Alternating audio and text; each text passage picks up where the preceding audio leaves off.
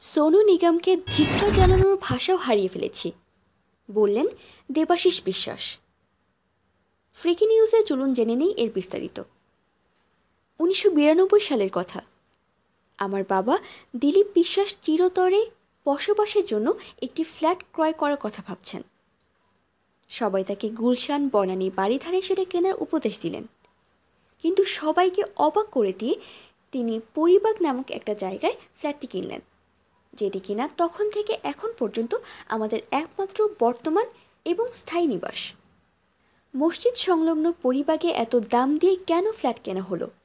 বাবাকে এই প্রশ্ন করা হলে তিনি সবসময় বলতেন, অন্য কোনো জায়গায় চাইলেই তো কিনতে পারতাম, কিন্তু ভোরবেলায় মসজিদ থেকে ফজরের আজান তো শুনতে পেতাম না, তাই এখানেই ফ্ল্যাটটা কিনেছি, যাতে ফজরের আজান শুনে আমার ঘুমটা ভাঙে।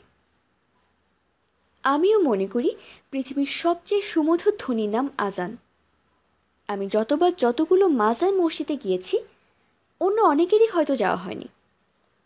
তাই বলছি, রাহাত ফতে আলী খান, আতিফ আসলাম, মোহিত চৌহান, অরিজিতের জাতাকলে পিষ্ট, দিশেহারা, নেশায় আসক্ত, খ্যাতিক্ষুধায় আক্রান্ত, মানসিকভাবে অসুস্থ সোনু নিগমকে ধিক্কার জানানোর ভাষাও আজ আমি হারিয়ে ফেলেছি।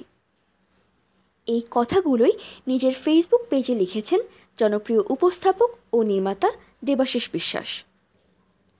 এতক্ষণ আমাদের সাথে থাকার জন্য ধন্যবাদ। আমাদের পরবর্তী আপডেট পেতে ফ্রিকি নিউজ চ্যানেলটি সাবস্ক্রাইব করে আমাদের সাথেই থাকুন।